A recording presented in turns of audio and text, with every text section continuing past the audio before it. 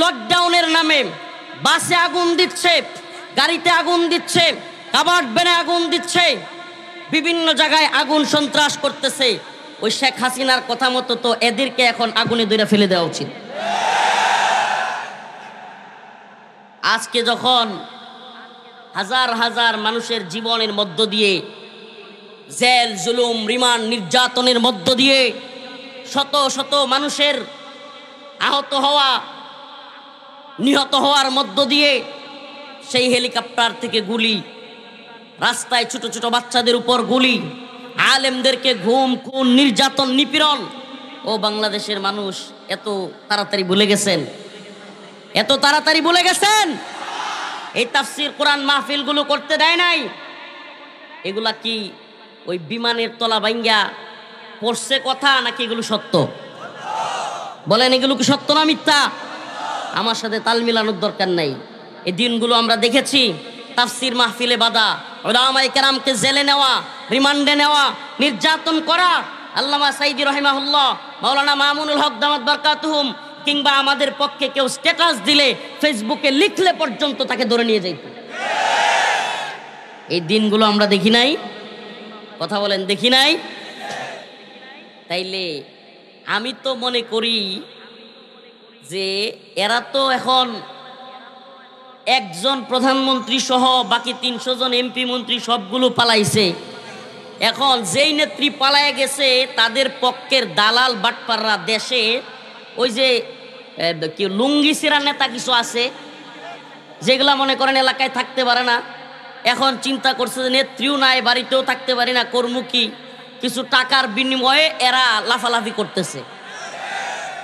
আমি এদেরকে বলি, তোমাদের নেত্রীর যদি তোমাদের প্রতি এতই দরদ থাকতো, পালায়া যাইতো না। তা আমরা, আমাদের উলামায়ে কেরাম, তোমাদের কারো ভয়ে কোনো আলেম পালায়া যায় নাই, কোনো আলেম দেশ ছেড়ে দেয় নাই। জেল জুলুম রিমান্ডের শিকার হয়েও 17 বছর এদেশের উলামায়ে কেরাম, এদেশের তাওহীদবাদী জনতা, তোমাদের চোখে চোখ রেখে আমরা কথা বলেছি।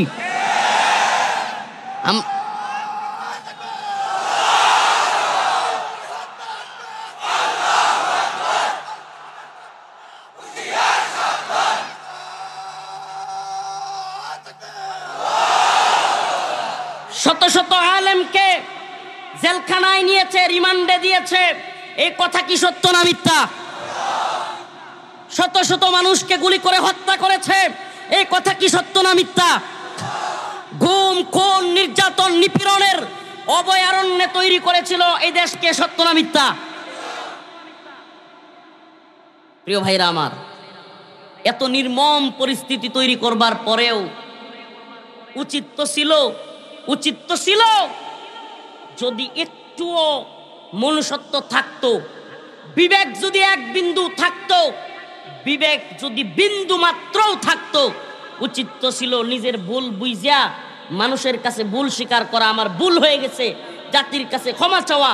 আওয়ামী লীগের সকল নেতাকর্মীদের উচিত ছিল যে আমাদের ভুল হয়েছে, আলেমুল আমাদেরকে নির্যাতন করা, হামলা মামলা দেওয়া, গায়েবী মামলা দেওয়া, জানাজায় গ্রেফতার করা, আলেমদেরকে বেরি পড়ায়া, এরপরে বেরি পড়ায়া, হাতে হ্যান্ডকাপ পড়ায়া এভাবে আদালতে তোলা, আমাদের অন্যায় হয়েছে, ভুল স্বীকার করা।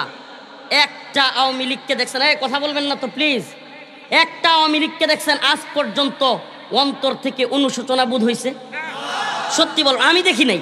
আমার আশপাশে আত্মীয় স্বজন কিংবা কাছে যেগুলো ছিল, একটাকেও দেখি নাই যে একটুও অন্তরের ভিতরে অনুশোচনা বোধ আছে। আসলে এদেরকে দেখলে মনে হয় এদের বিবেকে কুত্তা পেশাব করে দিচ্ছে। যদি বিবেক বোধ ন্যূনতম থাকতো, যেই নেত্রী তার পরিবার সহ সবাইকে নিয়ে সেভ এক্সিট করে চলে যায়, ওই নেত্রীর পক্ষে ছাগলের 3 নাম্বার বাচ্চার মতো লাফাইতো। বুঝছেন, আমাদের এলাকায় আমরা দেখি ছোটবেলায় যে সব ছাগলের 3টা বাচ্চা হয়ে যায় না, এই 3টা বাচ্চা হয়ে যাওয়ার পরে বাট তো থাকে 2টা, কয়টা?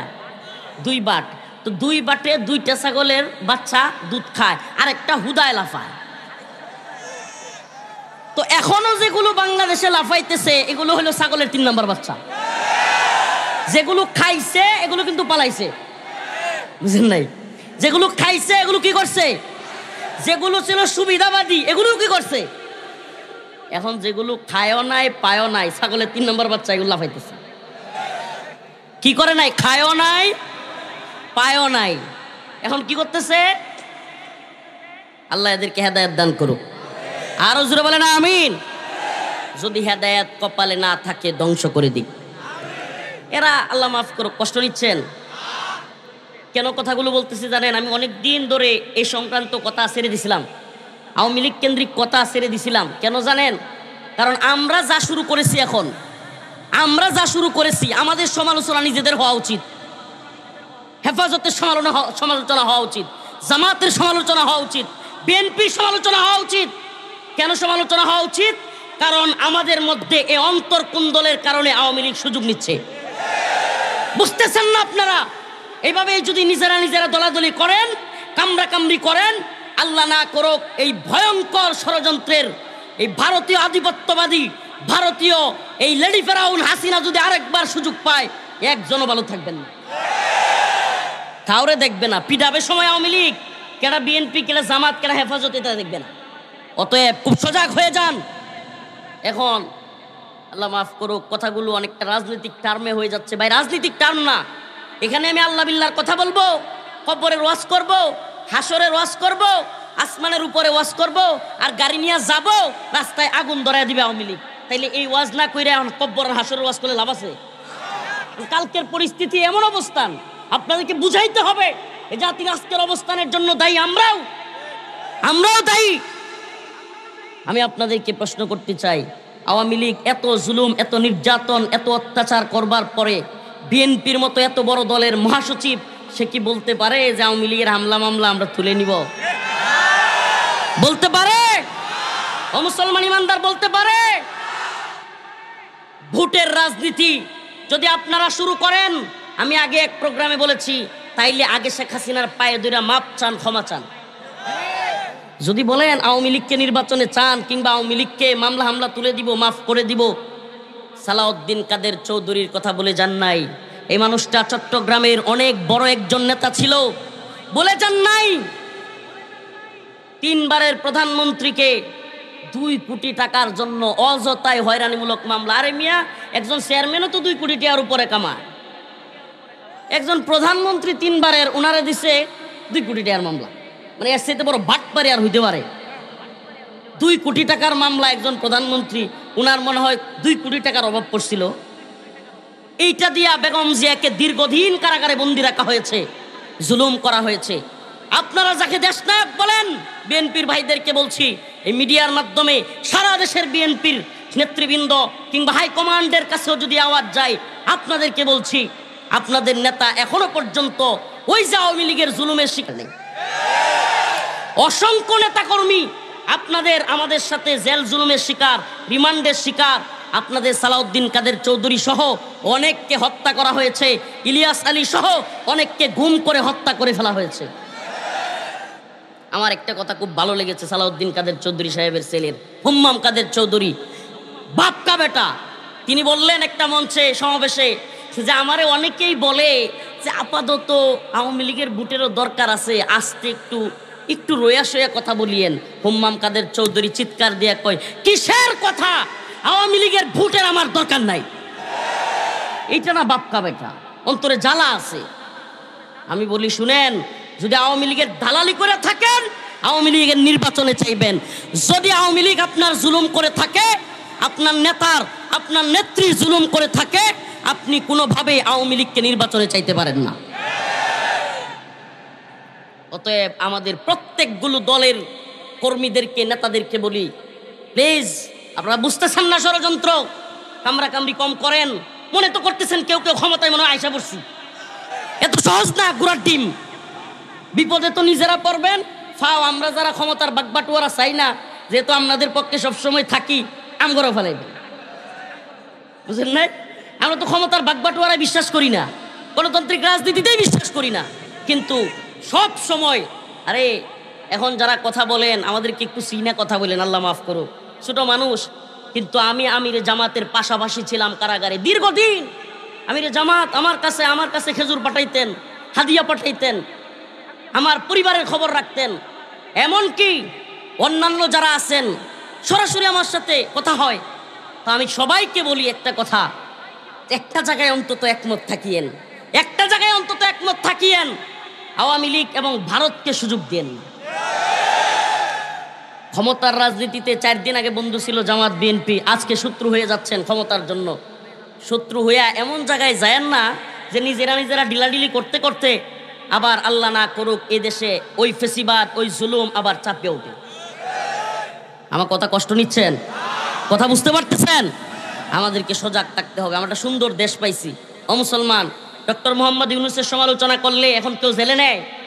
হ্যাঁ কথা বলেন, জেলে নেয়? ডক্টর মোহাম্মদ ইউনূস কিংবা উপদেষ্টাদের সমালোচনা করলে কারণে মামলা হয়। অথচ হাসিনার নামে কিছু বললে ওই একবারে হাইকমান্ডের কিংবা গোপালগঞ্জের কোনো নেতার দরকার নাই, এলাকার যেগুলো লুঙ্গিসিরা নেতা এগুলো আমার নেত্রীরা কি বলছে বাবা, ছিল কি ছিল না? সালনাই কুত্তার বাগানাম ছিল কি ছিল না? তো এই পরিস্থিতি থেকে আমরা মুক্তি পাইছি কি পাই নাই? এখন ওই পরিস্থিতিতে আবার কি যাইবার চাই? বলেন আবার যাইবার চাই? যদি যেতে না চাই, ক্ষমতার রাজনীতি খুব ভারসাম্যভাবে করবেন। ক্ষমতায় যেতে চান, ইসলামের পক্ষে কাজ করতে চান, অবশ্যই সেটাও খুব ইনসাফের সাথে, তার উপরে যেন জুলুম না হয়। আল্লাহ বুঝার তৌফিক দান করুক, আমল করার তৌফিক দান করুক। একটা জায়গায় একমত আমাদেরকে থাকতেই হবে, একটা জায়গায় একমত আমাদেরকে থাকতেই হবে। আমরা 17 বছর দেখেছি পিলখানায় বিডিআর বিদ্রোহের নামে সেনা অফিসারদের হত্যা দেখেছি। 2013 সালে আলেমদেরকে রাতের অন্ধকারে ডেকে নিয়ে শাপলা চত্বরে ঢুকে রাতের অন্ধকারে লাইটগুলো বন্ধ করে দিয়ে সমস্ত মিডিয়া, দিগন্ত টেলিভিশন, ইসলামিক টিভি, অনেক টেলিভিশন বন্ধ করে দিয়ে রাতের অন্ধকারে নির্মমভাবে শত শত মাদ্রাসার ছাত্র আলেমদেরকে হত্যা করতে আমরা দেখেছি, দেখি নাই? এত এত হত্যা, এত এত নির্যাতন দেখেছি। তারপরেও যদি বাঙালির হুঁশ না ফিরে, তাহলে এই বাঙালির জন্য আল্লাহ না করুক, আল্লাহ বলছে যে জাতি পরিবর্তন হতে চায় না, হয় না, আল্লাহও তাদের পরিবর্তন করে না। ইন্নাল্লাহা লা ইউগাইয়িরু মা বিআনফুসিহিম, ইন্নাল্লাহা লা ইউগাইয়িরু মা বিকওমিন হাত্তা ইউগাইয়িরু মা বিআনফুসিহিম। ওই আল্লাহ ওই জাতিকে পরিবর্তন করেন না যে জাতি নিজেরা পরিবর্তন হয় না, চায় না। আমরা পরিবর্তন চাই কি চাই না?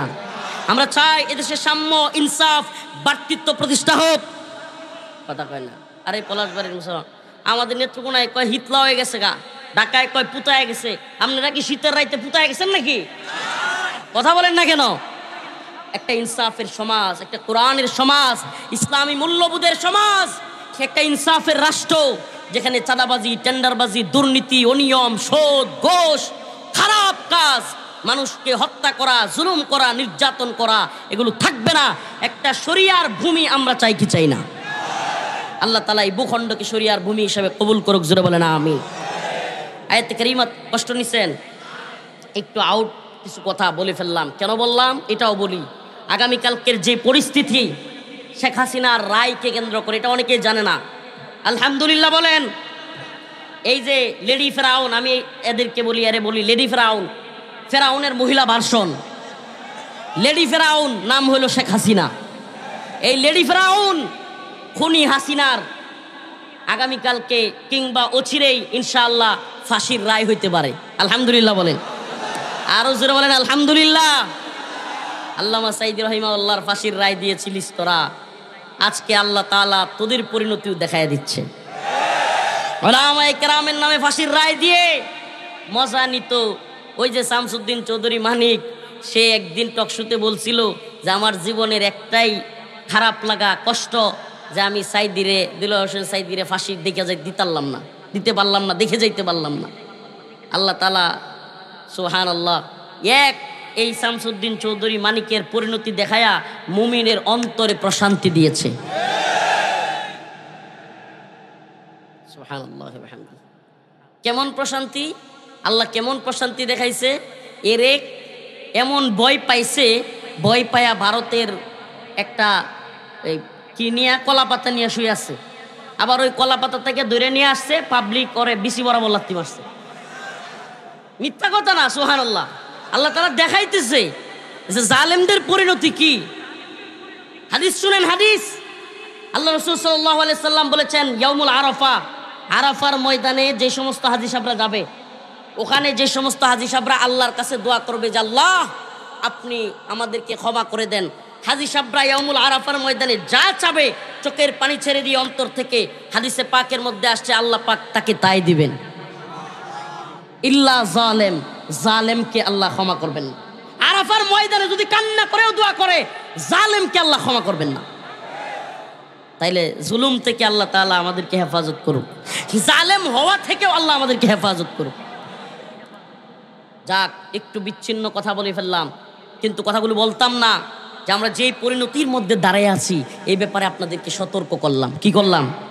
সতর্ক করলাম। আওয়ামী লীগের যদি কোনো লোক থাকেন কিংবা আমার মাইকের আওয়াজ যায়, শেষ কথাটা আপনাদেরকেও বলি, শুনেন, শুনেন।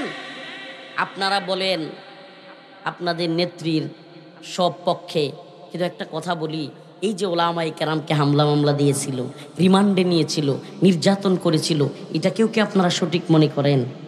আচ্ছা, যদি বলেন যে ঠিক আছে হুজুররা শেখ হাসিনার বিরুদ্ধে, আওয়ামী লীগের বিরুদ্ধে বক্তব্য দিয়েছে, এটাকে সঠিক মনে করি, তাইলে আমার প্রশ্ন, আমি রফিকুল ইসলাম, আমি ভুক্তভোগী, আমার প্রশ্ন, আমার জিজ্ঞাসা, ঠিক আছে আপনার নেত্রীর বিরুদ্ধে বলে আপনাদের কথা মতো ধরে নিলাম আমরা ভুল করেছি, আপনি আমাকে কারাগারে নিয়েছেন, বন্দি করেছেন, আপনি পুলিশ দিয়ে, র্যাব দিয়ে ধরায় নিয়ে গেলেন, কিন্তু র্যাবের হাতে, পুলিশের হাতে বন্দি থাকা অবস্থায় আপনার প্রশাসন আমার কাপড় চোপড় খুলবে, এটাকেও আপনি নৈতিকভাবে ঠিক মনে করেন?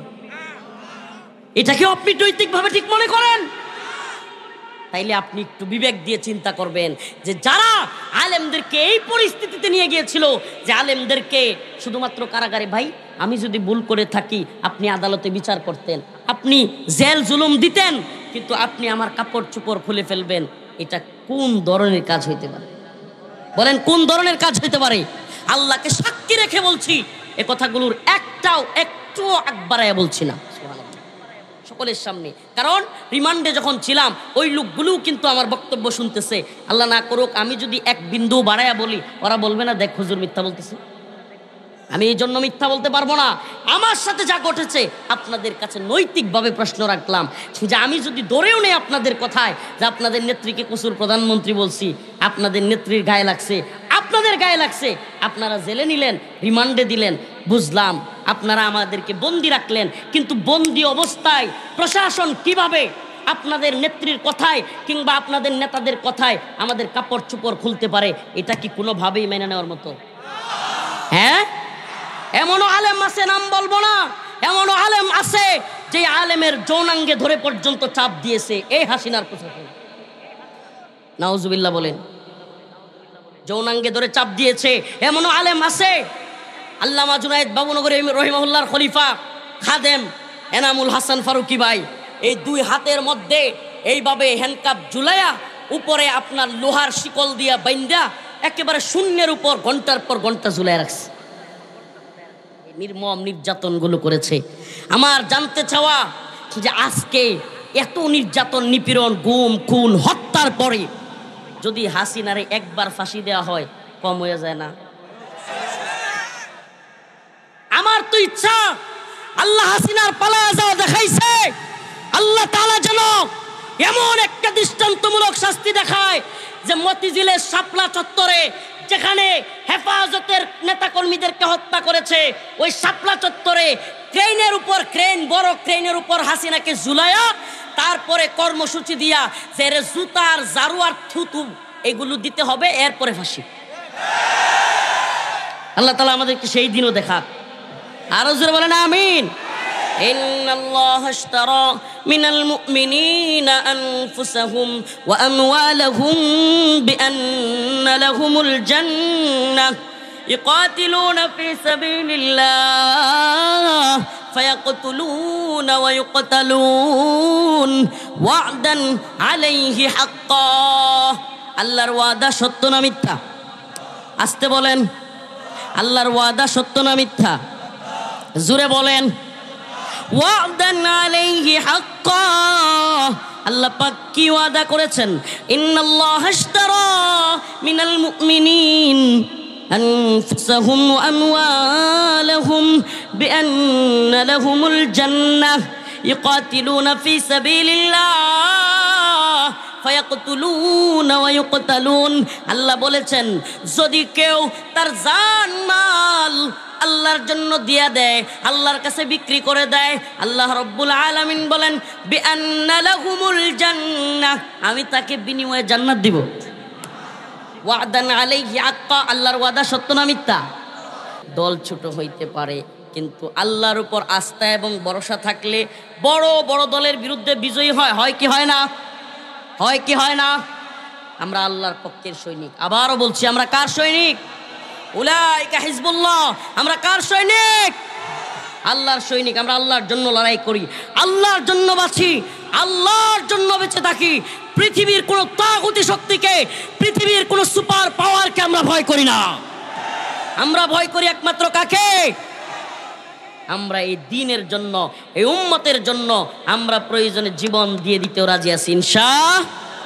আর যদি প্রয়োজন হয় দেশ রক্ষা করবার জন্য, এই ভূখণ্ড রক্ষা করবার জন্য, এই দ্বীনকে, এই জমিনকে রক্ষা করবার জন্য প্রয়োজন হলে আমরা জান মাল ইজ্জত সব কিছু দিয়ে লড়াই করতেও জানি।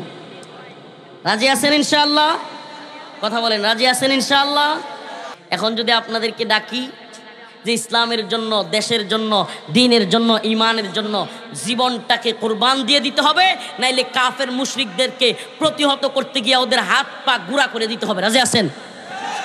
রাজি আছেন ইনশাআল্লাহ? এই কে কে রাজি আছেন চিৎকার দিয়ে হাত তুলেন।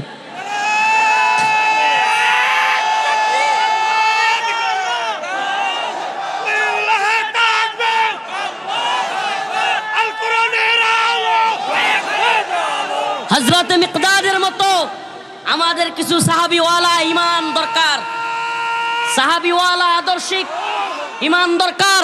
হযরতে মিকদাদ যে কথা বলেছিলেন, ইয়া রাসূলুল্লাহ আপনি কিসের আশঙ্কা করছেন? আমরা আপনার সামনে আছি, পিছনে আছি, ডানে আছি, বামে আছি, আপনি যেখানে বলবেন আমরা সেখানে যাব। সুবহানাল্লাহ।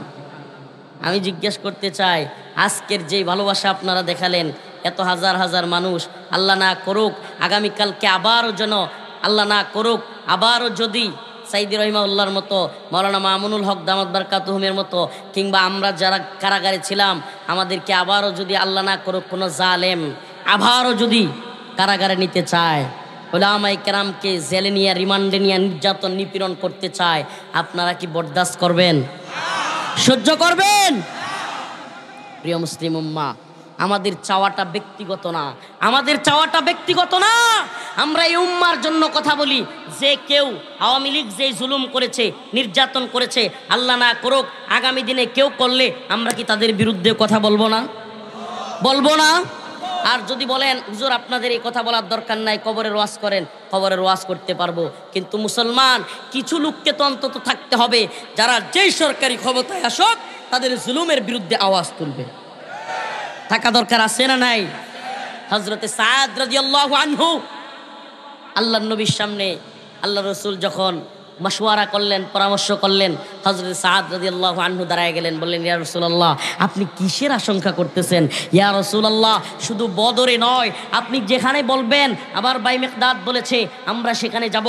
আপনি যদি নদীতে আপনার ঘোড়া নিয়ে ঝাঁপ দেন, আমরা ডানে বামে তাকাবো না, এক বিন্দু সময় ক্ষেপণ করব না, আমরাও আপনার সাথে আমাদের ঘোড়া নিয়ে নদীতে ঝাঁপ দেব। সুবহানাল্লাহ, সুবহানাল্লাহ বলবেন না? হে উম্মার যুবকেরা, হে উম্মার যুবকেরা, হে পলাশবাড়ি গাইবান্ধার যুবকেরা, তোমাদেরকে বলি হিন্দুত্ববাদী ভারত চোখ রাগানি দেখাচ্ছে, একটু সতর্ক থাকবা। প্রিয় ভাইরা আমার, আজকের কথাগুলো তোমরা মনে করতে পারো হুজুর ওয়াজ শুনতে আসলাম, রাজনৈতিক কথা বলে গেলেন। প্রিয় ভাই, রাজনৈতিক কথা নয়, এই হিন্দুত্ববাদী ভারত পাকিস্তানে অ্যাটাক করবার জন্য পেহেলগামের হামলার নামে এক নাটক করেছিল। এখন বর্তমানে 2-3 দিন আগে থেকে দিল্লিতে একটা সন্ত্রাসবাদী অ্যাটাক হয়েছে, এরকম একটা নাটক করতেছে। যতটুকু আমরা শুনতেছি, আল্লাহ না করুক বাংলাদেশের দিকে দায় চাপায়া দিয়া বাংলাদেশে হাসিনাকে প্রতিষ্ঠা করবার জন্য এদেশের মুসলমানদের উপর নির্যাতন নিপীড়নের একটা প্ল্যানিং এরা করতেছে। আমরা আপনাদের কাছে জানতে চাই, ও উম্মার যুবকেরা, যদি আমরা ডাক দেই, উলামায়ে কেরাম ডাক দেয়, আমাদের মুরব্বীরা ডাক দেয়, আমাদের আমিররা ডাক দেয়, ইনশাআল্লাহ হিন্দুত্ববাদী ভারতের বিরুদ্ধে বজ্র কণ্ঠে যদি আমাদের সেনাবাহিনীর পাশে, আমাদের বিজেপির পাশে অস্ত্র নিয়ে দাঁড়াতে হয়, কে কে প্রস্তুত আছো ইনশাআল্লাহ?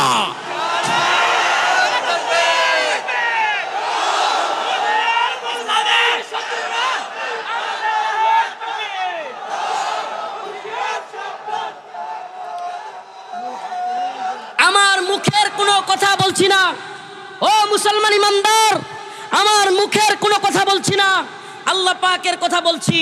আল্লাহ বলেন, তুমি যে জানমালটা দিবা, জান্নাতে যাইবা, এটার মাধ্যমটা কি?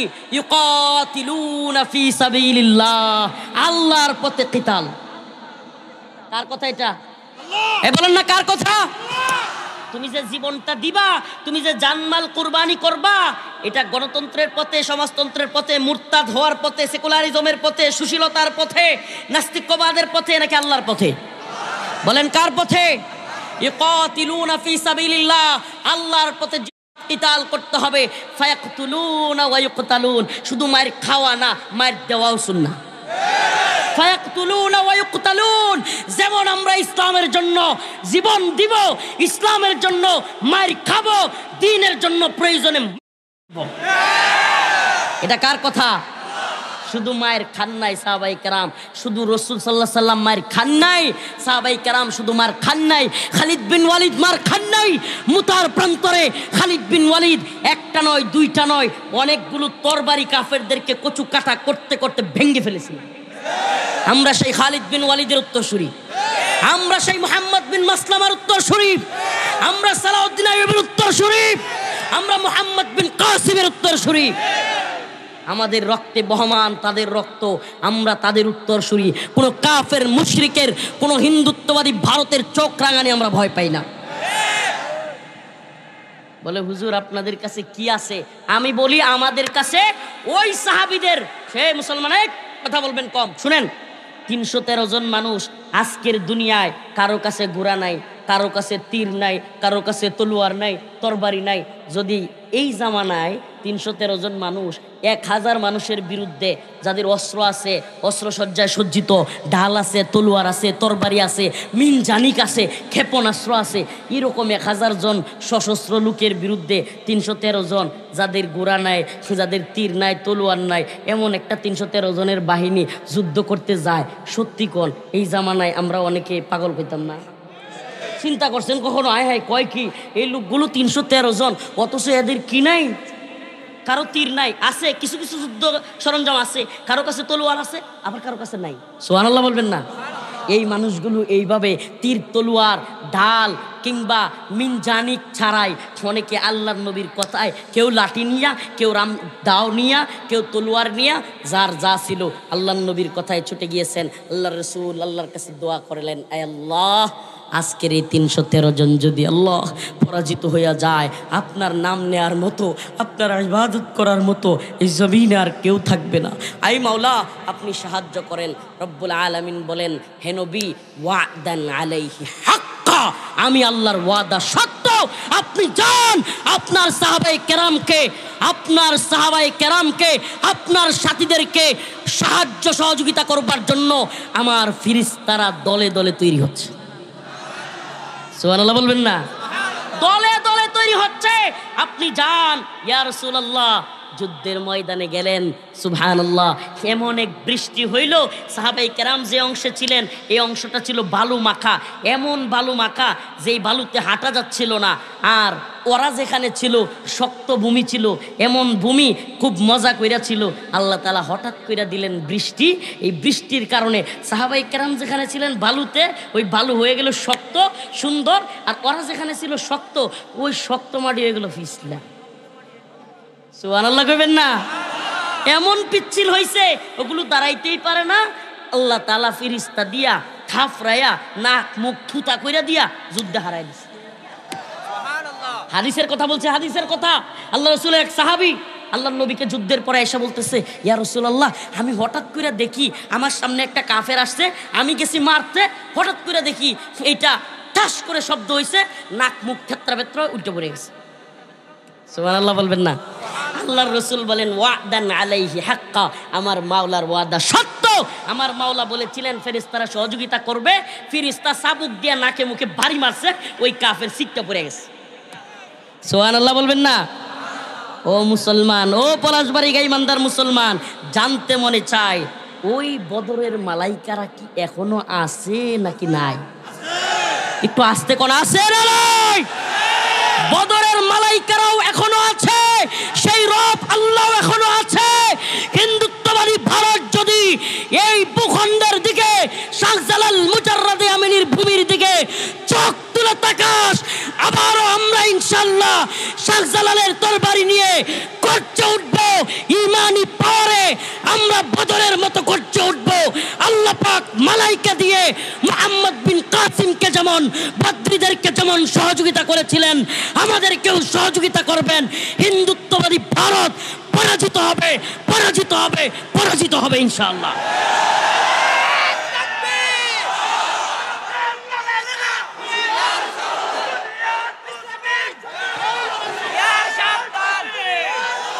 আমরা সাবধান করে দেই, যদি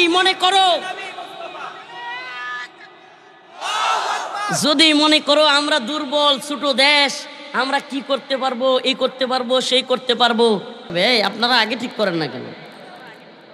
আগে যদি শুনেন, আধা মিনিটের ভিডিও আগে বেশি হয়ে গেলে পরে কাট করে দিবেন, আমরা ওটার পরে ঠিক করতে হবে কেন? এতটুকু আস্তে, কি আশ্চর্য রে, নাকি মারামারি করতে আসছেন নাকি? কি আশ্চর্য রে। সব কিছু ভালোই লাগছিল, আমি সামনাসামনি কথা বলা পছন্দ করি আড়ালে সমালোচনার চাইতে, এটা আমি সবাইকে বলি। সব কিছু ভালো লাগছিল, শুধু দাঁড়িপাল্লার পক্ষে ভোট চাওয়া ছাড়া।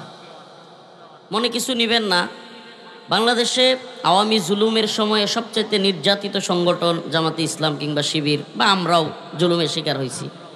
তো এই ক্ষেত্রে আমাদের একটু ব্যালেন্স করা লাগবে। সেটা কি, পলাশবাড়ি বা গাইবান্ধায় জামাতের অবস্থান ভালো, এখন আমরা যদি এখানে তাফসির কোরআন মাহফিলে দাঁড়িপাল্লার পক্ষে অবস্থান নেই, বিএনপির যেখানে অবস্থান ভালো, দেখা যাবে বিএনপিও তাফসির মাহফিলে দানের শীষের পক্ষে প্রোগ্রামে কথা বলা শুরু করবে, এটা একটা বিরাট সমস্যা শুরু হবে।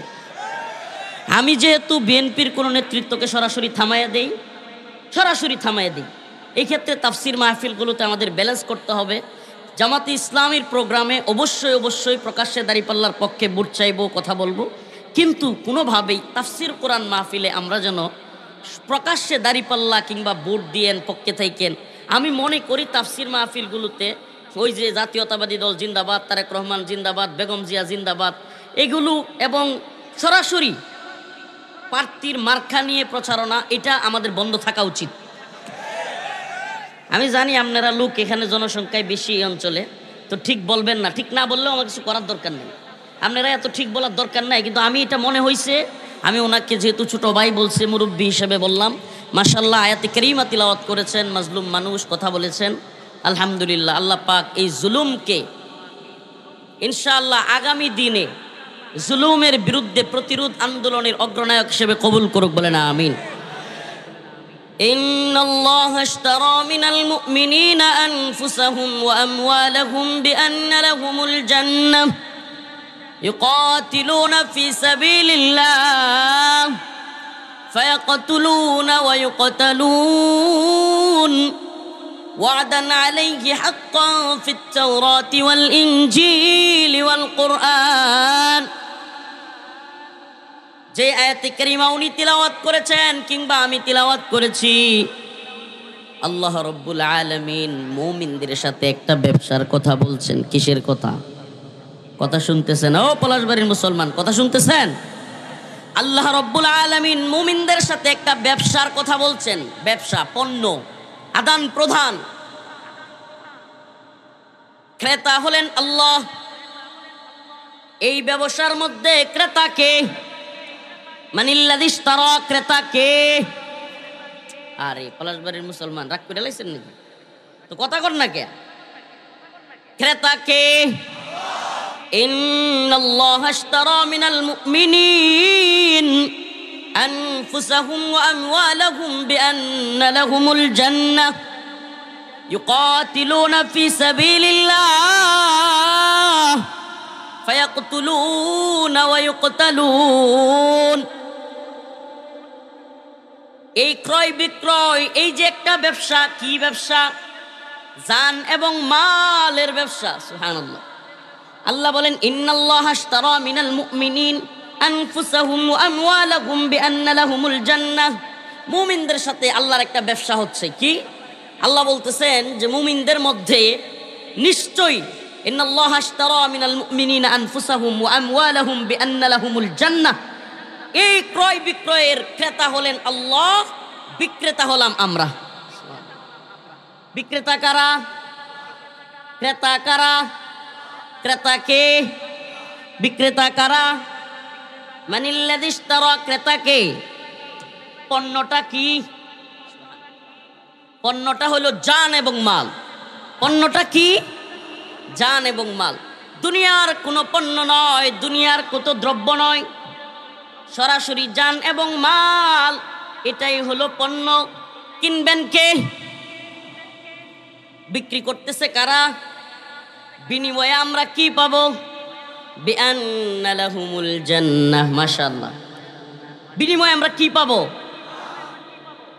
এই যে বিনিময়ে আমরা জান্নাত পাবো। আল্লাহ বলেন আলিফ লাম মিম আহাসিবান নাস আন ইউতরাকু আন ইয়াকুলু আমান্না ওয়া হুম লা ইফতানুন। আল্লাহ রাব্বুল আলামিন বলেন, হে মুমিন, হে মানুষ, আহাসিবান নাস আন ইউতরাকু আন ইয়াকুলু আমান্না, তোমরা কি মনে করো তোমরা বলবে আমান্না আমান্না, আমরা ঈমানদার? এ কথা বলার দ্বারা হুম লা ইফতানুন, তোমাদেরকে কোনো পরীক্ষা করা হবে না। তোমরা কি মনে করো যে তোমাদেরকে ঈমানদার বলার সাথে সাথে ছেড়ে দেওয়া হবে?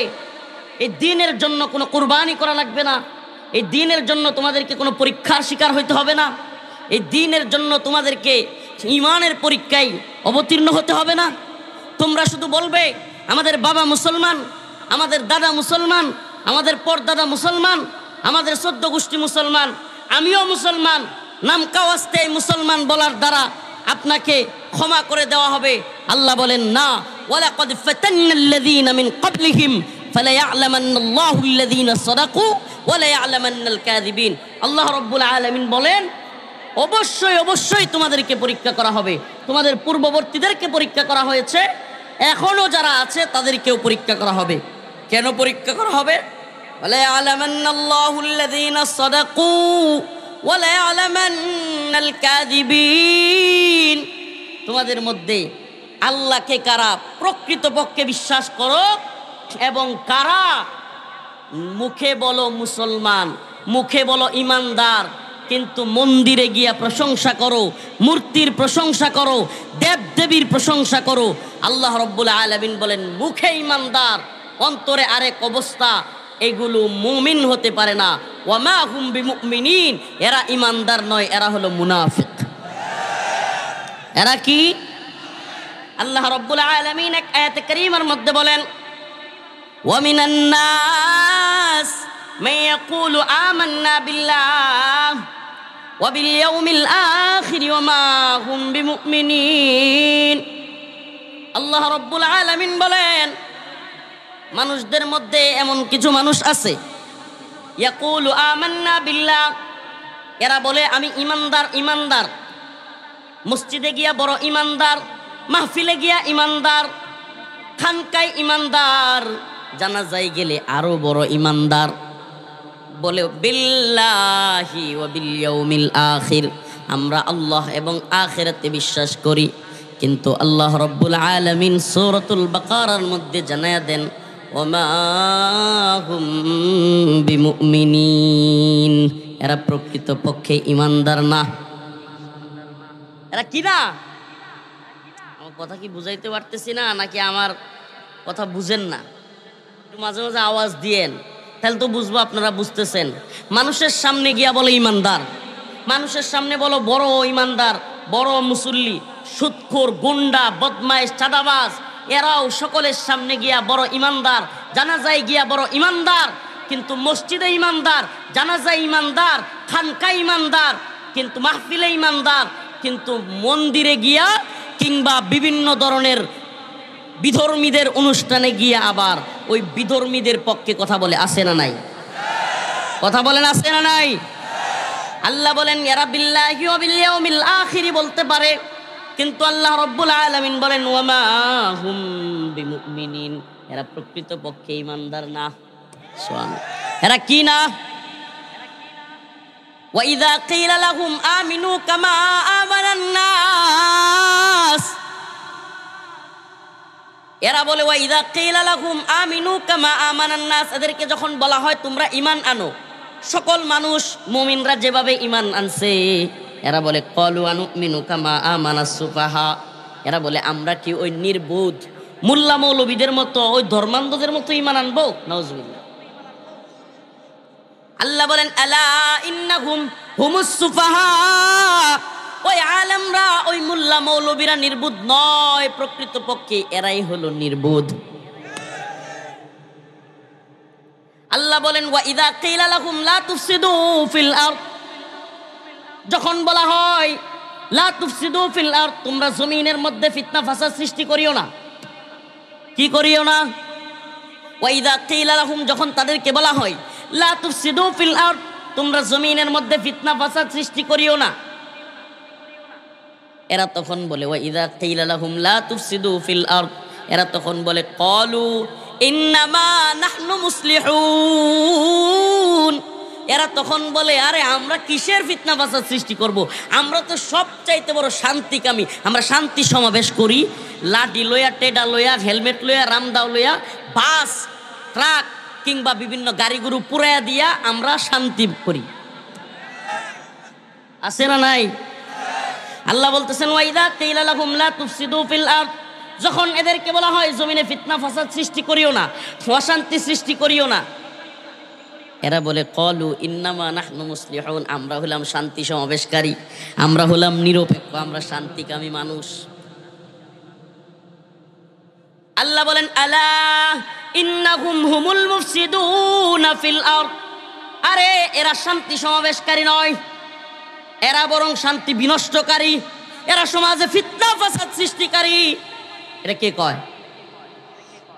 আজকেও দেখেন বিগত দিনে উলামায়ে কেরামকে কারাবন্দি রেখে রিমান্ডে নিয়ে নির্যাতন করে ফাঁসির কাস্টে ঝুলিয়ে বরেণ্য আলেম, দেশ বরেণ্য আলেম, সকলের শ্রদ্ধাভাজন আলেম আল্লামা নূর হোসেন কাসেমী রহমাতুল্লাহি আলাইহি হত্যার পরে, মৃত্যুর পরে জানাজাটা পর্যন্ত পড়তে দেয় নাই।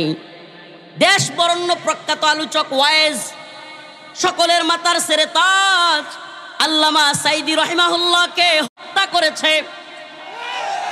হত্যা করার পরেও ঢাকায় জাতীয় মসজিদ প্রাঙ্গণে জানাজা পর্যন্ত পড়তে দেয় নাই। এই ভণ্ডরা, তখন আমরা যখন আন্দোলন করতাম তখন বলতো এই ভণ্ডরা যে আমরা শান্তি সমাবেশ করি, অন্যরা আন্দোলন দিলে তারা লাঠি নিয়া, দা নিয়া, অস্ত্র নিয়া, হেলমেট পইরা কি বলতো যে আমরা শান্তি সমাবেশ করি, বলতো কি বলতো না?